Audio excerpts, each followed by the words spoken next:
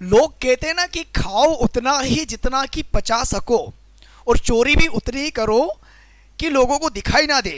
लोग अगर थैला भरने के चक्कर में इतना पैसा भरने की कोशिश करती है, इतना धन अर्जित करने का प्रयास करते हैं कि लोगों को थैले के बाहर भी धन गिरता हुआ नजर आता है। और अगर यहाँ पर यह स्थिति हो जाती है कि धन गिरता हुआ नजर आ गया या इतना अधिक खा लिया कि आप उसको पचा नहीं पा रहे हो, तो लाइमलाइट में आ जाते हो भाई साहब, लाइमलाइट में आ जाते हो। तो आज इसी केस पर हम लोग चर्चा करने वाले हैं कि भाई साहब एक व्यक्ति है सौरभ शर्मा, जो कि भोपाल में कांस्टेबल के पद पर विद्यमान थे। मात्र 7 साल की नौकरी में इतना अधिक इन्होंने धन अर्जित कर लिया कि उसे पचा नहीं पाए। आगे लाइमलाइट में आयकर विभाग ने रेड डाल दी, पुलिस के सामने आ चुके हैं और अब जाकर के इतना उलझ गए हैं कि इन पर क्या क्या उलझने आने वाली है उन पर भी चर्चा करेंगे। लेकिन उसके पहले ये लाइमलाइट में आए कैसे और कितना प्लान इन्होंने क्रिएट किया, सब कुछ आज सभी आंकड़े आपके सामने खुलने वाले हैं वन बाय वन करके। ठीक है, तो चलिए स्टार्ट करते हैं। तो बात है भोपाल जिले के अंतर्गत। सोचने वाली बात है कि आरटीओ में पूर्व कांस्टेबल, ओनली कांस्टेबल के पद पर विद्यमान थे। तो सोचो कि जो बड़े बड़े अधिकारी होते होंगे आरटीओ डिपार्टमेंट में, वो कितना पैसा कलेक्शन कर सकते हैं, ये सोचने वाली बात है। पर यहाँ पर अगर आप देखोगे तो ये सौरभ शर्मा महोदय हैं, ये सौरभ शर्मा महोदय हैं और अभी तक वर्तमान स्थिति में ओनली 7 वर्ष की जॉब में 93 करोड़ की संपत्ति इनकी अभी सामने आ चुकी है। आयकर विभाग के छापे में ईडी इन्वॉल्व हो चुकी है, पुलिस प्रशासन आ चुका है, 4 एजेंसियां इनके केस पर काम कर रही है। सोचो 4 एजेंसियां काम कर रही है। ठीक है, तो बात करेंगे सौरभ शर्मा केस की। आपको एक बात पहले तो ये क्लियर कर दूं कि यहां पर अगर आप देखोगे ना तो सौरभ शर्मा का जो अभी का जो स्वर्णलोक है वो 93 करोड़ का उजागर हो चुका है। इन्होंने उस डिपार्टमेंट में काम करते हुए इतनी संपत्ति अर्जित की ब्लैक मनी के रूप में। तो डेफिनेटली इनकी जो वाइफ है ये भी इन्वॉल्व थे, इनकी माता श्री भी इन्वॉल्व थी, उन पर भी केस चल रहा, इनके साले साहब पर भी केस चल रहा और इनके एक परम मित्र एक दोस्त थे चेतन गौर, उन पर भी केस हो चुका है। हालांकि वो अरेस्ट भी हो चुके हैं, आगे बताऊंगा उनके बारे में भी। तो जब इन्होंने करप्शन करना स्टार्ट किया, पैसा लोगों से यानी कि करप्ट या घूस लेना स्टार्ट किया, तो ऐसी स्थिति में पत्नी की डिमांड बढ़ गई। गरबे के समय इन्होंने अहमदाबाद से 14 लाख रुपए का लहंगा मंगवाया कि मुझे डांडिया खेलना है 14 लाख के लहंगे में। ठीक है, कोई दिक्कत नहीं है, इतना पैसा आ रहा है, क्या करेंगे, ले लो, कोई दिक्कत वाली बात नहीं है। 14 लाख का लहंगा लाके दे दिया। साथ में अगर आप आगे देखोगे इन्होंने कई प्रकार की प्रॉपर्टियां खरीदी, उन प्रॉपर्टियों को इन्होंने कई प्रॉपर्टियां खरीदी और सब प्रॉपर्टियां अपने रिश्तेदारों के नाम पर खरीद ली। भाई साहब, खुद के नाम पर खरीद नहीं सकते, पॉसिबल ही नहीं है ना, क्योंकि पैसा खूब कमा रहे थे, तरीके से ताबड़तोड़ कमाई की। सबके नाम पर इन्होंने प्रॉपर्टियां, जमीन, बंगले सब खरीदना स्टार्ट कर दिए। और आगे देखोगे भी तो ग्वालियर में ऐसा आरटीओ के पूर्व आरक्षक सौरभ शर्मा का घर यहां पर आप देख सकते हो। ऐसे कई बंगले इनके पास में है भाई साहब, खुद के नाम पर नहीं लिए, परिवार के बाकी जितने भी सदस्य हैं उनके नाम पर ले लिए, माता श्री के नाम पर, बाकी रिलेशन में साले साहब उनके भी रिलेशन में, मासा मासी जो भी है सबके नाम पर। अब ये बात हजम नहीं हुई। ठीक है भाई, ये बात पुलिस को और बाकी हमारा जो आयकर डिपार्टमेंट इसको हजम नहीं हुई कि भाई खूब कमा रहे तरीके से, हजम हो नहीं रहा है, चीजें आ गई बाहर। हुआ क्या, अब जब चीजें आई बाहर और इन पर पुलिस ने रेड डालने की प्लानिंग की, इन पर आयकर डिपार्टमेंट ने रेड डालने की प्लानिंग की, पुलिस भी इनके पीछे लग गई कि कुछ तो गड़बड़ है भाई, जांच में लग गई सब टीमें। अब इनको खबर हो गई कि भाई इनके पीछे पड़ गया प्रशासन। इन्होंने क्या किया, इन्होंने एक कार ली, इनोवा, एकदम नई कार ली।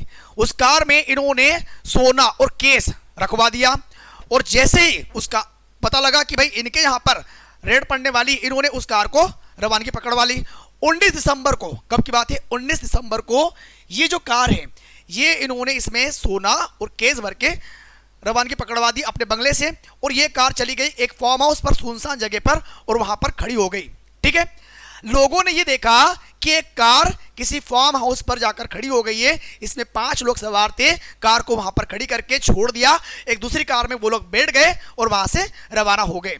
अब ये बात पहले ही पुलिस को पता थी, पुलिस के पास भी ये खबर आ चुकी थी कि कार में केस भरा हुआ है, कार में केस भरा हुआ, पुलिस को ये बात पता थी। आसपास के लोग वहां पर आकर देखना शुरू हो गए, कुछ तो गड़बड़ है इस कार में। अब कुछ भी हो सकता है, लाश भी हो सकती है, केस भी हो सकता है, गोल्ड भी हो सकता है। अब ये बात आसपास के जो लोग देखकर गए थे कि भाई कुछ लोग आए कार को छोड़कर दूसरी कार में बैठकर चले गए, उनके मन में तो यही रहा होगा कि कुछ भी हो सकता है, बम भी हो सकता है, कुछ भी हो सकता है। उन्होंने पुलिस को खबर कर दी कि एक संदिग्ध कार यहां पर खड़ी करके कुछ लोग यहां से चले गए। पुलिस वालों को पता था, पुलिस वालों के पास में पहले मुखबिर ने खबर दे दी थी कि उस कार में क्या है, उस कार में केस या सोना हो सकता है, लाश भी हो सकती है। अब ये बात चली गई कहां पर, आयकर डिपार्टमेंट के पास भी चली गई। आयकर डिपार्टमेंट की टीम भी वहां पर आकर खड़ी हो गई। अब पुलिस, आयकर डिपार्टमेंट की टीम, दोनों में इस बात को लेकर के ये डील हो रही कि अब क्या किया जाए। लाश भी हो सकती है, केस भी हो सकता है। क्योंकि पुलिस को मालूम था कि भाई हमारे पास में ये खबर आ चुकी है कि इसमें क्या है, केस है। दोनों ने आपस में डील कर ली। दोनों ने आपस में डील कर ली। डील क्या थी? डील ये थी कि भाई साहब अगर सोना निकला तो ये आयकर डिपार्टमेंट का, और अगर लाश निकली तो ये तुम्हारी। तो लाश निकली तो पुलिस का काम होगा ना इन्वेस्टिगेशन करना, और अगर सोना निकला तो ये आयकर डिपार्टमेंट का हो जाएगा। मतलब आयकर डिपार्टमेंट आगे की प्रोसेस करेगा। लेकिन आयकर डिपार्टमेंट के पास में कोई नोटिस नहीं था, लीगल नोटिस नहीं था कि भाई हम ये एक्टिविटी कर सकते हैं। तो आयकर डिपार्टमेंट ने ये कहा कि हम इस पॉइंट्स पर काम करते कि अगर सोना हुआ तो ये हमारा होगा, और लाश निकली तो तुम आगे की इंक्वायरी करोगे, लेकिन हमें लिखित में दो ताकि हम अपनी एक्टिविटी आगे करें। अब पुलिस को यह बात कंफर्म थी कि भाई हमें तो मुखबिर से ये जानकारी मिल चुकी थी, इसमें लाश तो नहीं है, इसमें केस या गोल्ड हो सकता है। तो एक काम करो, हम लिखित में आपको देते हैं, आप अपनी इन्वेस्टिगेशन स्टार्ट कर दो। लिखित में पुलिस ने दिया, और लिखित में पुलिस ने आयकर डिपार्टमेंट को यह बात एक लेटर दिया। उसके बाद में आयकर डिपार्टमेंट ने अपनी कार्यवाही स्टार्ट की, और कार्यवाही स्टार्ट करने के बाद में यह कंफर्म हो गया कि भाई साहब इसमें तो सोना है। 52 से 54 किलो सोना इसमें निकला, और 11 करोड़ केस निकला सीटों में। देख केस भर भर के। अब ये बात कंफर्म हो गई। चलिए भाई साहब, जब ये कंफर्म हुआ तो इससे एक बात तो ये भी क्लियर होती है कि इतना गोल्ड और इतना केस, क्या ये बंदा अपने अकेले बलबूते पर इतना कलेक्शन कर सकता है? नहीं कर सकता। जब तक इसमें अपर लेवल पर कोई अधिकारी या कोई पॉलिटिशियन नेता अगर इसमें शामिल नहीं होंगे तो इसके अकेले के बस की बात तो है नहीं कि इतना अर्जित कर पाए, पॉसिबल ही नहीं है। ठीक है, अब ये 19 दिसंबर की बात है, लेकिन इसके पहले अगर आप देखोगे तो भाई साहब दुबई गया, चाइना भी गया, इसने वर्ल्ड के उन कंट्रीज में जाना स्टार्ट कर दिया। हो सकता है इसको खबर हो गई थी कि भाई साहब अब अपना काम तमाम होने वाला है, तो अभी से बाहर भागने की प्लानिंग कर दो। इसने अपने बच्चों के पासपोर्ट बनवाना शुरू कर दिए ताकि दुबई या कहीं पर भी शिफ्ट हो सके। इतना सारा धन लेकर के, भाई जितना ज्यादा धन होता है तो उसको, जब धन इतना इकट्ठा हो जाता है कि अब लगता है कि अपने देश में अपने को खतरा है, कभी भी एक्सपोज हो सकते हैं, तो लोग इस धन को लेकर के क्या करते हैं, बाहर भाग जाते हैं। तो यही बात इसके माइंड में भी आ गई, लेकिन उसके पहले ही भाई साहब हो गए एक्सपोज। क्योंकि एक बात आपको यहां पर क्लियर कर दो, अच्छी प्लानिंग यहां तक हो गई थी कि जो गाड़ी जिस फार्म हाउस पर खड़ी है, इस गाड़ी को लेके कौन गया? इस गाड़ी को लेके गया चेतन गौर, जो कि सौरभ शर्मा का मित्र है।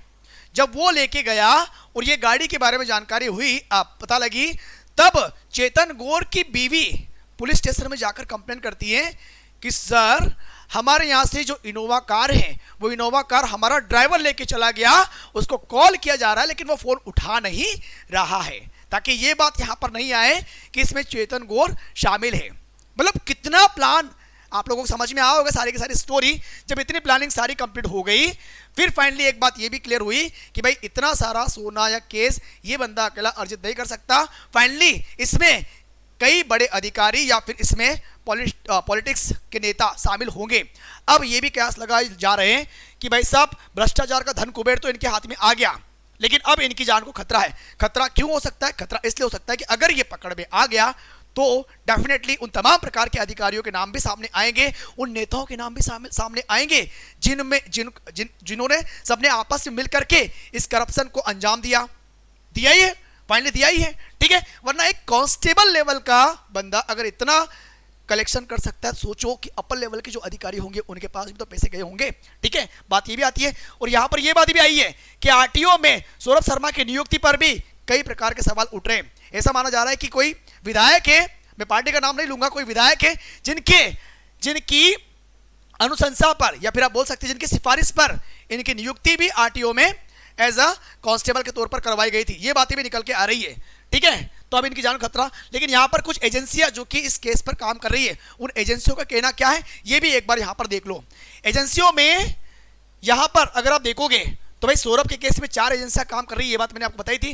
डायरेक्टोरेट ऑफ रिवेन्यू इंटेलिजेंस यानी कि DRI ने क्या कहा कि जिस गाड़ी में 54 किलो सोना मिला, क्या वो लीगल तरीके से लिया गया था या नहीं। जो सोना था क्या वो लीगल तरीके से लिया जाएगा। भाई एक RTO का कांस्टेबल इतना पैसा कहां से लाएगा कि वो 54 किलो सोना खरीद ले। क्या उसके पास में पहले से इतनी संपत्ति है या नहीं, एक बात यहां पर ये भी आती है।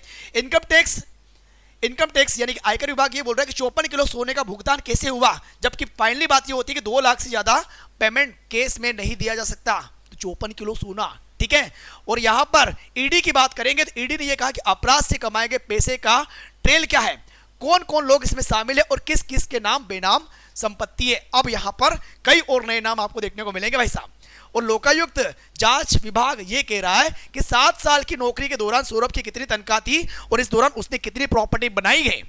तो ये तो कंफर्म हो गया कि सब कुछ इल्लीगल तरीके से करप्शन करके अर्जित किया गया है। लेकिन अब इसमें और नए कौन कौन से नाम जुड़ने वाले हैं। फिलहाल सौरभ शर्मा, दिव्या शर्मा जो कि उनकी वाइफ है, उनकी मां, उनके साले साहब चेतन गौर, इन पर केस फाइल हो चुका है। एंड डेफिनेटली आगे आपको और भी इस केस में कुछ रोचक तथ्य देखने को मिलेंगे, कुछ नए नए नाम देखने को मिलेंगे। लेकिन वो अपडेटेड जानकारी प्राप्त करने के लिए आपको दीप्ति सिंह एकेडमी के चैनल को सब्सक्राइब करना पड़ेगा, ताकि आने वाले जो अपडेट होंगे उसकी जानकारी आप लोगों को इसी प्रकार से दी जाए वीडियो के माध्यम से। लेकिन उस वीडियो को आप तभी प्राप्त कर पाओगे जब आपने दीप्ति सिंह एकेडमी के चैनल को सब्सक्राइब किया होगा, ताकि नोटिफिकेशन आपके पास जाए और आप तमाम जानकारी के लाभार्थी हो पाओ। लेकिन आप लोग कमेंट करके ये बताने का प्रयास जरूर करना, अपनी राय देने का प्रयास जरूर करना कि क्या वास्तविकता में जो युवा किसी भी गवर्नमेंट फील्ड में या प्रशासन में जाता है तो पहले तो हम खूब बोलते हैं कि हम देश की सेवा करेंगे, हम करप्शन को रोकेंगे। लेकिन क्या जब आंखों के सामने इतनी संपत्ति आती है तो क्या हमारी आंखें चकाचौंध हो जाती है कि अब ये इतना पैसा है, बस लूट लो, हमारा ही है। क्या ये सोच सही है? बाकी आप लोग अपनी राय देने का प्रयास जरूर करना कि सौरभ शर्मा के द्वारा जो किया गया, क्या वास्तविकता में आज की युवा पीढ़ी यही सोच लेकर के एग्जाम्स क्रैक करने के बाद में इस प्रकार की एक्टिविटी में इन्वॉल्व हो जाती है। होना चाहिए या नहीं होना चाहिए, कितना होना चाहिए, ये डिपेंड करता है आपकी सोच के ऊपर। बाकी हम लोग मिलेंगे इसी प्रकार की एक नई जानकारी के साथ में। सो अभी के लिए बहुत बहुत धन्यवाद। Thank you. जय हिंद, जय भारत।